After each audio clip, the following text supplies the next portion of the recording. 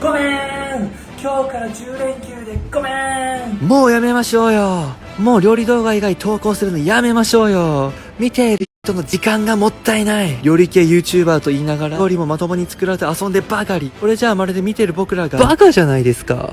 面目ねえ、面目ねえ。死ぬかと思った。もうダメかと思った。東京生活の目的はこちら。